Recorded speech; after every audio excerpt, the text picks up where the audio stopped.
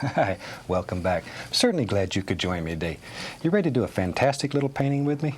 Good. Tell you what, let's start out and have them run all the colors across the screen that you need to paint along with me. And while they're doing that, let's go on up here. I have my standard old pre-stretched canvas up here. It's been covered with liquid white and it's ready to go. So let's get started. I thought today, let's do a little winter scene. Maybe one that's really cold and you'll have to put on your coat for this one's over.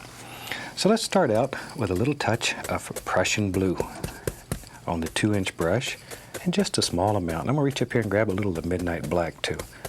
Need very little color. Both of these colors are extremely, extremely strong. So be careful with them. Be careful, they'll eat up your whole world in just a heartbeat. Okay, now we have those sort of just mixed on the brush. I want to just sort of dance in just all kinds of little things. Just take the brush and do little circles, just little happy circles. Let it spin in all kinds of directions, just back and forth from one way then the other. And just let it play. Let all these little brush strokes happen. Don't stay in one place and keep mixing. Look like a big gob in the sky. Just keep the brush moving. Let it bounce and play and have fun. Just let it go. Maybe we'll darken this like that. If it's darker out here and gets lighter toward the center, then it'll automatically it'll bring your eye down to this lighter area. See? There we go. Just sort of let this bounce and play and have fun. And you know me, shoot, I love water. I'm a water fanatic. So let's put a little bit of water in this painting. I'll use exactly the same colors, the blue and the black, or black and blue, whichever. And let's just drop in a little bit of water. Pull from the outside inward, like so, just like so. There. Then we'll go over to the other side, add a little more paint to the brush, and do the same thing. I don't know exactly where we'll have water, but wherever.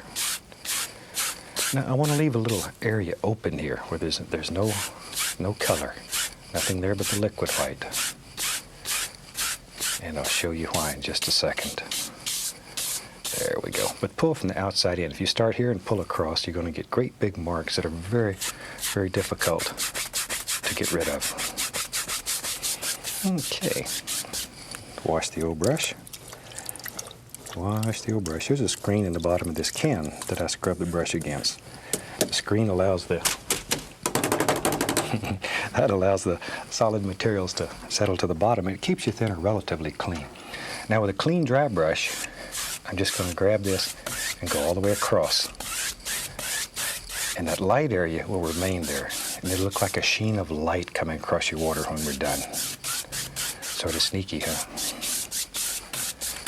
We look for easy ways to do things. That's what makes this style of painting so fantastic. Even if you've never painted, this will work for you. There we go. Okay, up here in the sky, I'm just going to take and just sort of wind this up a little bit. Just mix it and stir it all kind of directions. But I'm using basically just the corner of the brush, and I'm just sort of stirring it up. Just blending and mixing, just letting the brush sort of slide around. There. I don't want to kill all these shapes that I've made, but I want to diffuse them, make them softer. There. Okay. Now you could stop right there and have one very nice stormy looking sky. And for a lot of paintings, that would be just right. It'd make you a beautiful sky. But let's play a little bit today. Tell you what. Take the old 1-inch brush. I'm going to go right into titanium white. I'm going to load the bristles full of paint. A lot of paint. And let's go right up here. And maybe we're going to have a bright area right in here. And we'll put some clouds in. But you can get tough here and just take the brush and sock it. Just sock it. And then begin just blending outward. Just let all these little things just sort of happen and play. See? Sort of look at your light areas, and these shapes will just sort of happen automatically. See? Just sort of let them play and have fun in there, wherever you think they should be. That's exactly where they are to be. this is a fantastic way of making some beautiful, beautiful sky effects. Just like so. Let them blend and play. But don't stay in one place and just keep working. If you do, it'll end up looking like a big old cotton ball in the sky. We want life in these clouds, action, movement. Just keep them going, keep them going. Look at all that. All kinds of fantastic little things happening. That easy. There we go. Okay, now then, I have several brushes going, so I don't have to wash them continually. Now then, with a large brush, I want to take just the top corner of the brush, very top, and just begin blending the base of each one of these little individual shapes we've made. Just blend it using tight little circular strokes, like so. Very gentle, just absolutely just barely caressing the canvas. Make love to the canvas. Gentle, very soft. There we go. Just whisper light. And in your world, you decide how many clouds you want and drop them in. Now I'm beating the brush just to remove excess paint. That's the best way to do it. All you have to do is just beat the devil out of it and it'll take that excess paint out. And you don't have to go through the entire brush cleaning procedure. Now then, we want to fluff these clouds. This is 2 hairs and some air. I mean, just, oh, you're just barely touching. Lift them upward, like so. Just give them a little circular upward stroke. There, see, just like so. Just lift them up. Remove the excess paint and very lightly, just blend the entire sky. Isn't that something? That easy, you have instant clouds. There. All right. Tell you what, today, let's build some almighty mountains. I like big old mountains. Lived in Alaska for over a dozen years, and Alaska has some of the most beautiful mountain ranges in the world. So we'll take some Prussian blue, some midnight black, little Van Dyke brown, and we'll just mix it together. Pull the paint out as flat as you can get it. Get tough with it. Pull it out, cut across. We have a small roll of paint. There it is, right out on the edge of the knife. Okay. Now maybe there lives in our world, right here, a little mountain lives up here in the clouds. And you just sort of decide where you want it to be, and firmly, very firmly, push that mountain right into the sky. Get tough with it. Get tough. There. The only thing you're worried about is a nice top edge. You could care less what's happening anywhere else in this mountain. Now we're going to take a large brush, and we'll grab that paint, and we'll pull it downward. You can see the entire mountain. It's always more distinct at the top than it is the bottom. So by pulling this paint down like that, automatically it mixes with a liquid white, and it gets lighter and lighter in value toward the base of the mountain. See there? Now then, let's just take some straight old titanium white. Same way, pull it out flat and cut across and get our small roll of paint again. Just like so. And then with that, take the point of the knife, put it right up here at the top, and no pressure at all. Just touch the mountain and let it flow right on down. It's that simple. No pressure though. Probably the biggest single mistake made is applying too much pressure. Maybe there's a little bit on that peak right there. We'll take a little Prussian blue and white, just mix that together, and we'll use that for a shadow color. You need a shadow color and a highlight color. And same way, we pulled it out, got our little roll of paint. Now let's go right up in here, and in the opposite direction, let's just put some happy little shadows, like so. No pressure. I can't say that enough times. Absolutely no pressure. And you can continually change this mountain. Maybe now there's a, see, there's a big old thing that lives right out here, big peak. It's your mountain, so you can do anything that you want to do with it. Little ridges here and there. And that's all there is to it. Clean, dry brush. We'll tap that very lightly, following the angles, and lift upward.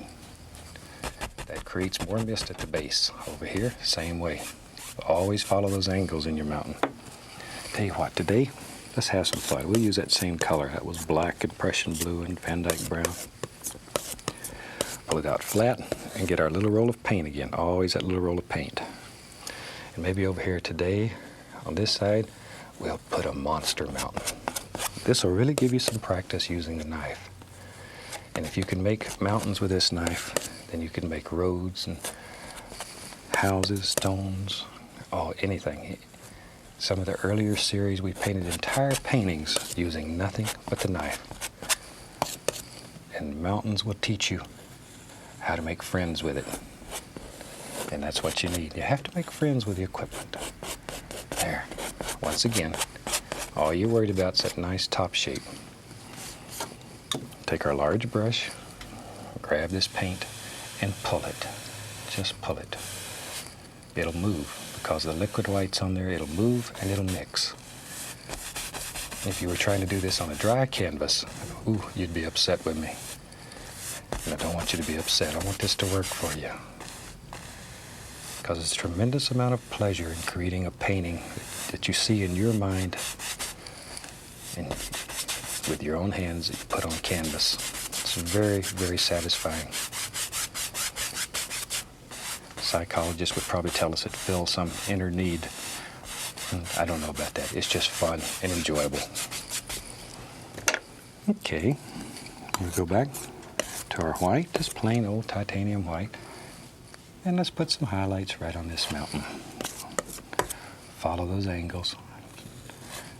Just let that float right down the side of the mountain. No pressure. No pressure. I think I mentioned another series when I was teaching my son Steve to paint. I used to tell him just to pretend that if he wasn't careful, his hand would float right off the canvas and go away. That he was a whisper floating through the mountain. That little son of a gun can paint some mountains now. There. Of course, he spends all of his time trying to find his hand that floated away. There. Okay. Now then, we'll come right in here and drop in some little shadows. This is just blue and white. There we go. But you see, just from this exercise, what fantastic mountains can be made quite simply. I'm mixing up a little more shadow color here, ran out. Prussian blue and white. There. Okay, now, once again, though, you can go right back in here, and maybe in your world, you want to have a little peak right there. See, all you have to do is drop it in, make a decision, put a shadow behind it, and that easy. It becomes a separate and complete entity.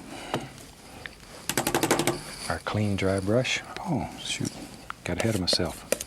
I didn't put any shadows right there. There. And if you don't put a shadow behind each peak, it doesn't look right. It won't come out and play with you. It'll go off and leave you. Okay, let's just tap right here. Still following those angles. Most important. Follow those angles. There. Okay. See? And lift upward very gently, very gently. Always following those angles. Over here, go in this direction. But see, in just a couple of minutes, you've made two plains, two different areas of fantastic mountains. If I'm not a traditional painter, I might have spent a week just to do that. There we go. Beat off the excess, and we're ready. Tell you what, we just take it the same old mountain color that we had. That was Prussian blue, midnight black, Van Dyke brown. I'm just going to mix it back together here with a little white just to lighten it up, till it looks about like so. Let me wipe my knife off. And we'll get an old 1-inch brush. That's good. Now I'm just going to tap the old 1-inch brush right into this color. Just tap it. That's all there is. Very easy. And then let's have some little foothills. And all you have to do is just tap on some color. See? All you're doing is tapping. Once again, the only thing you're worried about is that nice top edge. Just relax, let it go, and enjoy. That's the only prerequisites. Painting should make you happy. Should always make you happy. If it doesn't make you happy, you're doing the wrong thing. There. Okay. See, and I'm sort of working in layers and leaving some little light areas in there, and those will show up. Just working little layers, and you don't care if you get some down here. Shoot, we'll turn that into reflections, so don't worry about it. It'll be one of those happy accidents that turn out so beautiful. Learn to work with anything that happens. Anything that happens. Because God made trees in all shapes and mountains in all shapes. Anything that you do is right. Don't let it fluster you, as they say in the South. Okay, now while I have that color on the brush, I'm just going to grab this and pull a little bit of it down. This will be our reflections. Like so. Just pull it straight down. Even though this is curved, pull the reflection straight down. You knew that. There we go. Pull it straight down. Now then, that'll be our reflections. Okay. And we'll take a clean 1-inch brush and very gently, very, very gently, you want to grab this in short little strokes, 1/4 inch high type, and begin lifting upward in layers, starting at the top and working down. Just lift straight up. Straight up. If you let them go at an angle, it'll look like little distant trees, and if they're at an angle, it'll look like the wind's blowing about 100 miles an hour and all your trees are going to fall over. So even though it comes down the side of a hill or whatever, trees still grow basically, the majority of them will grow straight up. They'll go up here looking for the sun and the light and all those good things. This is one of the most fantastic ways there is of creating the illusion of a lot of little trees that are far, far away, just little foothills. See? And you can do it so quickly. Then we'll take a little bit of liquid white on the knife. There. And I'm going to pull it out flat. And I'm just going to cut like that and get a tiny little bit on right on the bottom of the knife. And let's go in here. And maybe there's some little areas of snow that live up in there. Now, sometimes the liquid white is real thin. You might want to add a little bit of titanium white to it, just to make it go up in there a little better. You sort of have to test yours and see. There, see? But this is loaded on the bottom of the knife. Normally when we're making water lines, we load it on the top of the knife. This is on the bottom. Okay, and we can take our large brush, pull this straight down, and straight down, like so. Then go across. That gives us some instant reflections. And come in here. And now we can straighten all this up. Clean up the bottom edges, bring it all together, and have some little lines that protrude out past this. There. But keep these lines basically straight. Even though they're coming downhill, keep them straight, or it'll look like your water's going to run right out of your painting. Maybe a little ripple here and there. You don't want this water to run out on the floor and get your floor wet. So keep all these lines basically straight, like so. Now we can take our little 1-inch brush and just grab this and lift a little bit of this white up also.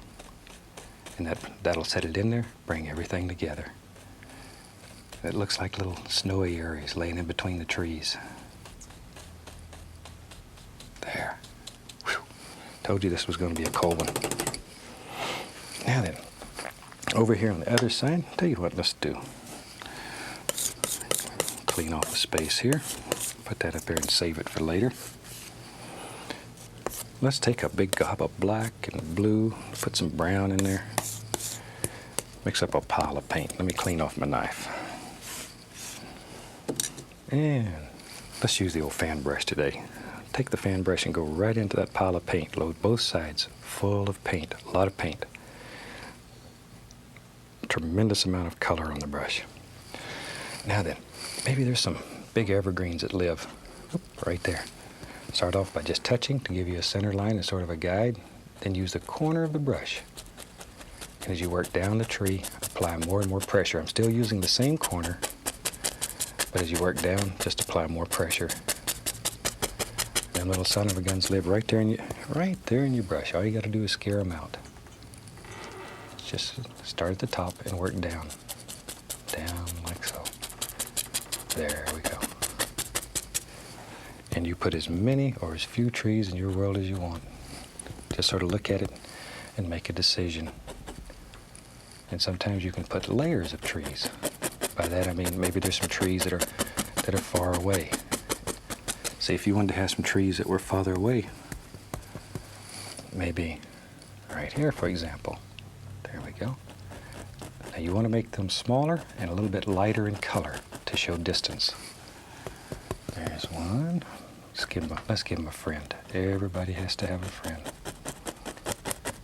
You need a friend. There's another one. And maybe even a third one. Wherever. And we can just see, I'm show you how to make a little peninsula out here. And underneath there, we'll drop in a little color. Take our big brush, pull that down, go across. Isn't that easy? We have instant reflections. Okay, I'm going to take, let's take a little Prussian blue and a little touch of white, making a dark blue color here, just on the 1-inch brush. And let's put in some basic shapes for some nice little bushes that live here. We'll make some little snow-covered bushes today. See, you can just have those come right on out wherever you want them. Wherever you want them. And you need this dark color in here in order to show light. That's all we're doing right now. It's just putting in some shadows. Then we'll come back and put in all the nice highlights. There. Okay. Back to my fan brush. It has white, and a little Prussian blue on it. White and Prussian blue. Let's go up here and just put the indication here and there of a little bit of highlight on these trees. Don't want much. If you put too much, you're going to lose this beautiful contrast just on these very dark trees. And while we have that, we can go in here and put a few highlights in these little grassy areas. Just a few. And with our knife, little waterline here. This is just liquid white. Put us a little waterline right in there. That'll push all that back. Okay, now we'll take a 1-inch brush and I'm going to dip it right into the liquid white. And remember our golden rule, a thin paint will stick to a thick paint. So the liquid white first and then into titanium white, pulling the brush in one direction. Okay, now then, let's just go up here and begin creating all these little snow-covered bushes wherever you think they should live. That's where they ought to be. Okay, do one bush at a time. Just one at a time. Don't get in too big a hurry. Just drop them in. See there? But now, because that dark's back here, these will stand out. Otherwise they just sort of fade right into the background. Tell you what, right here's a nice place for a little cabin. We'll do a quick little cabin. Just scrape out a basic shape with a knife. See, that's all you have to do. Take some Van Dyke brown, a little dark sienna mixed in it. See, make the far side of the roof. Then we'll come right down here. Put in this side of the roof. And we'll Put in the front, the other side of the front, and we need a little side here. And that easy. You got your cabin blocked in. We take some brown and white and just barely touch it. Whisper light. Just let this float right down. This is an old cabin. Boy, it's seen its better day. Okay, then we can do a cabinectomy. Cut it off wherever we want it. Take a little brown. Just gives us a door. Just sort of highlight that. Cutting through and make the indication of little boards.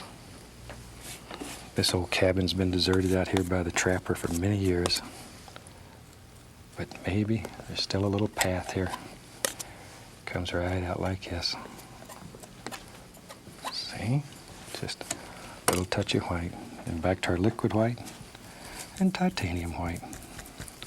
And we can come back in here. Look at that. The whole bush is growing right over the side of that cabin nearly. And you can put bushes all up and down where the old path used to be. He cuts his yard about like I do. There we go.